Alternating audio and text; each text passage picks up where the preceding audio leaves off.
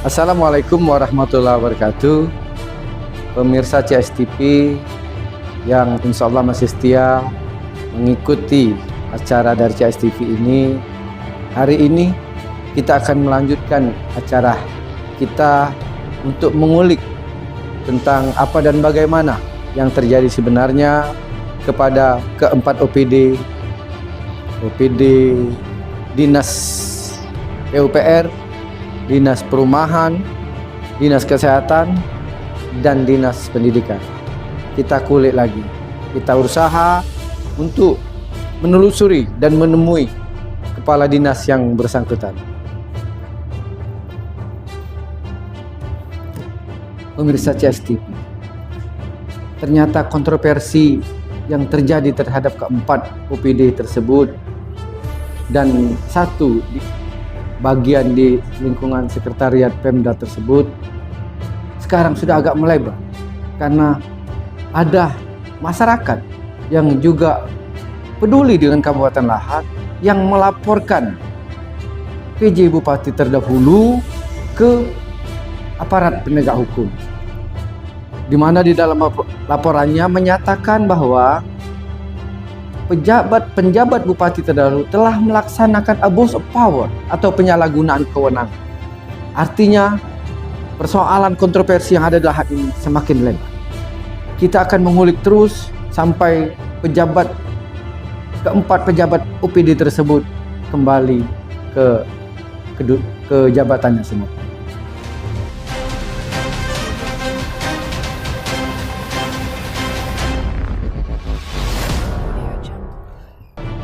Kita juga telah bertemu dengan salah seorang, katakanlah yang terkena kebijakan dari penjabat bupati terdahulu, yaitu Bapak Kepala Dinas Pendidikan dan Kebudayaan Kabupaten Lahat, Bapak Nil Adrin.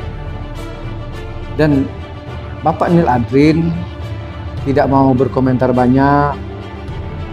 Beliau patuh dan taat terhadap pimpinan mereka. Akan tetapi dia tahu dan sadar bahwa apa yang dilakukan oleh penjabat bupati terdahulu adalah tidak sesuai dengan aturan. Dan alhamdulillahnya juga menurut Bapak Nil Adrin, beliau sudah menjelaskan kepada penjabat bupati yang baru bahwa mereka juga tidak pernah dipanggil oleh penjabat, bahwa mereka sekonyong-konyong dinonaktifkan. Dan tetapi bagi kami tetap menjadi sebuah pertanyaan, sebuah pembiaran yang dilakukan oleh penjabat bupati yang baru, Bapak Imam Pasli, sebagaimana telah kami jelaskan terdahulu bahwa rekomendasi BKN KASN supaya mengembalikan keempat kepala dinas tersebut dan satu kepala bagian di lingkungan sekretariat pemerintahan Kabupaten Lahat tersebut kepada posisi semula masih dibiarkan oleh penjabat bupati yang baru, Bapak Imam Pasli. Kami akhirnya bertanya-tanya, ada apa sebetulnya Bapak Imam Pasli yang baru hadir kok membiarkan berlarut-larut kontroversi ini? Sementara ketika kita mencoba untuk menemui Bapak Imam Pasli, Bapak Imam Paslinya DR keluar kota.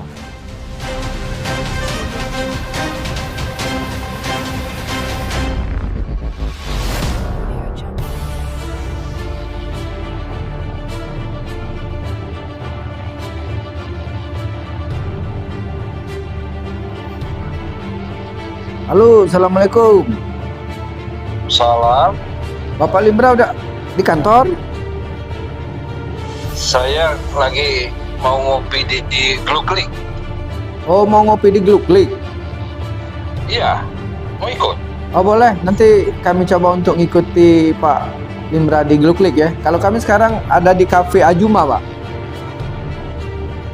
Ya sana kalau janji kan rombongan Kak Mol di situ. Di Gluklik ya? Jadi. Ya. Kami OTW ke Gluklik. Oke, assalamualaikum warahmatullahi wabarakatuh. Pemirsa CSTV, kita akan mencoba menemui salah seorang kepala dinas, Bapak Limra. Yuk.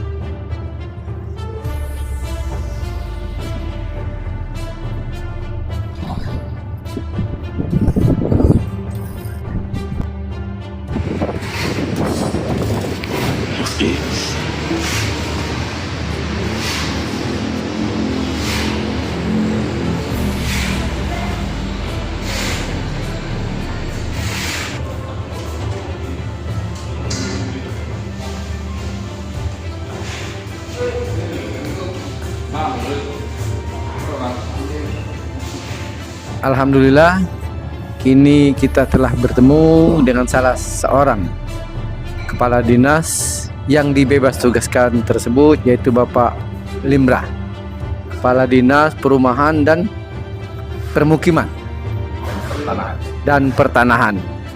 Mungkin kita ngobrol-ngobrol santai dengan beliau sambil ngopi. Gimana Pak Limra, cerita atau kronologis lah ya, sehingga keluar surat PLA, mungkin sampai ada rekomendasi dari BKN supaya dikembalikan, faktanya sampai saat ini belum dikembalikan lah.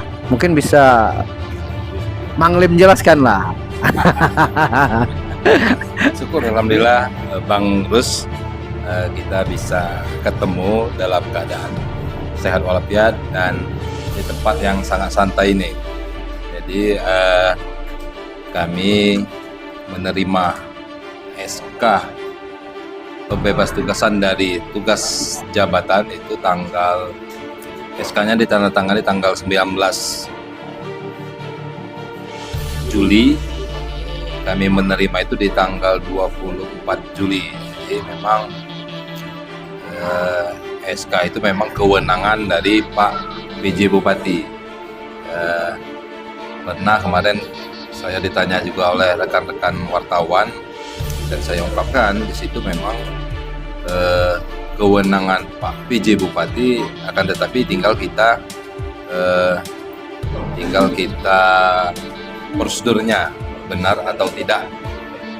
Jadi karena di situ banyak apa ya, yang karena situ banyak aturan ASN karena yang mengatur, tentunya yang lebih menguasai ya tentunya aturan-aturan ASN, sehingga kita berkonsultasi ke KSN dan BKN dan sekaligus kami melaporkan hal tersebut, sehingga singkat cerita keluarlah rekomendasi dari BKN dan rekomendasi dari KASN untuk pengembalian keempat pejabat JPT, jabatan fungsional pertama itu ya. Dan satu jabatan administrator ya, Kabak, dalam hal ini dijabat oleh Pak Ananta. Akan tetapi sampai saat ini memang kita belum menerima SK pengembalian dari Pak PJ Bupati yang baru. Ya, kita juga harap memaklumi memang di situasi seperti ini Pak PJ yang baru juga memang belum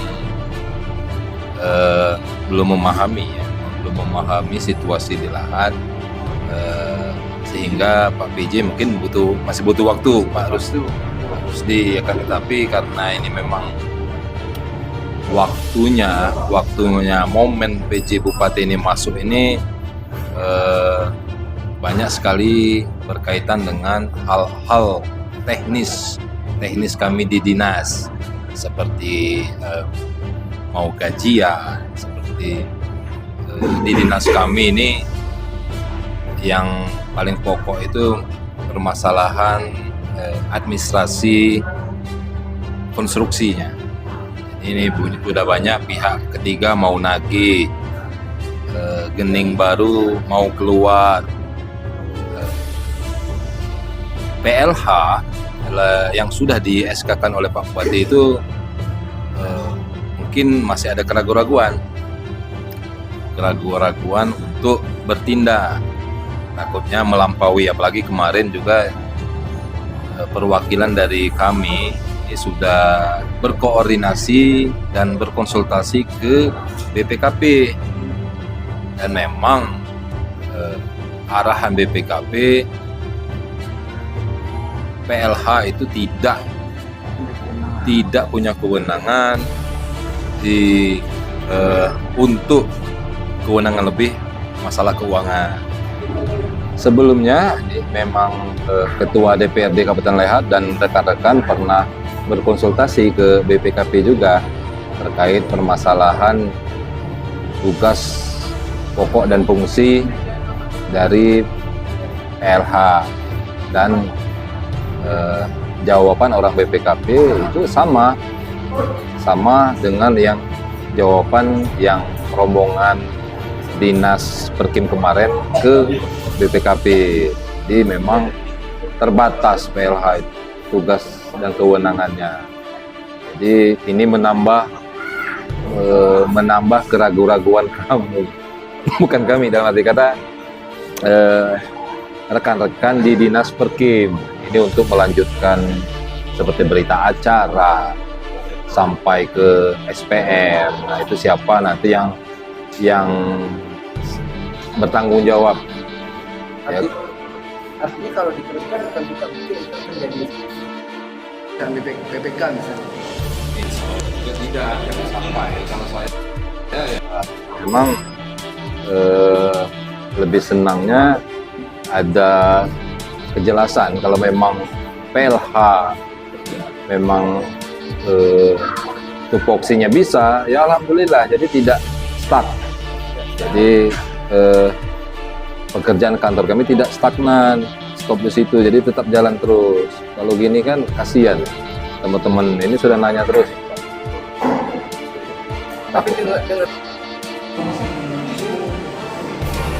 BPKP itu katanya ketua DPR juga punya pendapat. Ada persoalan keempat PJ yang dibebas tugaskan ya. masalah itu saya tidak tahu persis. Kan tetapi karena ketua DPRD juga kan bertanggung jawab terhadap kelancaran administrasi, karena roda pemerintahan Kabupaten Lehat tidak boleh stop. Jadi ya insya Allah karena PJ ini kan kita tahu ya, yang pasti dipilih karena punya kriteria tertentu, ya pintar lah, ya mempunyai integritas lah di situ. Jadi kami tetap yakin kebijakan PJ mengutamakan kepentingan orang banyak tentu ya. Jangan sampai nanti, karena PJ ini kan cuma sampai berapa bulan lagi, jangan sampai nanti jabatan yang hanya sebentar itu mengganggu roda kegiatan di Kabupaten Lehat. Nanti malahan nanti kredibilitas PJ dipertanyakan kalau waktu sebentar tidak dimanfaatkan dengan kebijakan-kebijakan yang benar.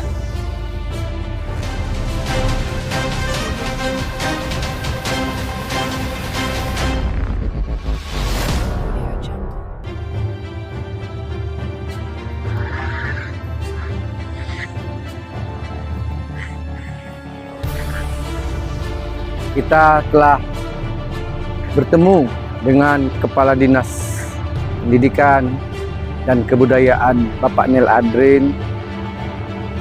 Kita juga telah ngobrol banyak dengan Kepala Dinas Perumahan, Permukiman dan Pertanahan Bapak Limra Nafa. Kita tadi telah mengulik banyak hal dengan Bapak Limra. Sekarang momen Pak penjabat Bupati Lehat, karena semuanya tergantung dari penjabat Bupati Lehat, Bapak Imam Pasli.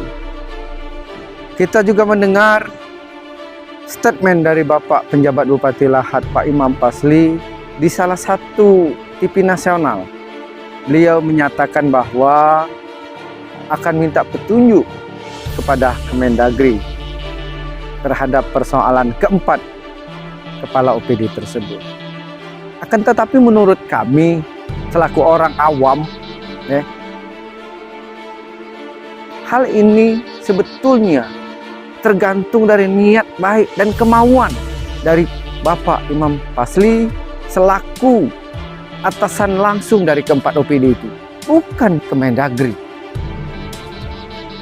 Kemendagri itu hanya alasan yang dibuat oleh Bapak penjabat Bupati Lahad, Bapak Imam Pasli. Padahal jelas dan nyata rekomendasi BAKN, KASN menyatakan untuk mengembalikan keempat pejabat tersebut dan 1 kabak tersebut untuk dikembalikan kepada posisinya. Akan tetapi tetap kita menunggu niat baik dari Bapak Imam Pasli. Kita terus akan mengulik sampai keempat kepala dinas tersebut dikembalikan kepada posisinya dan 1 kabak di lingkungan sekretariat pemerintah Kabupaten Lahad dikembalikan ke posisinya. Kami akhiri, wassalamualaikum warahmatullahi wabarakatuh.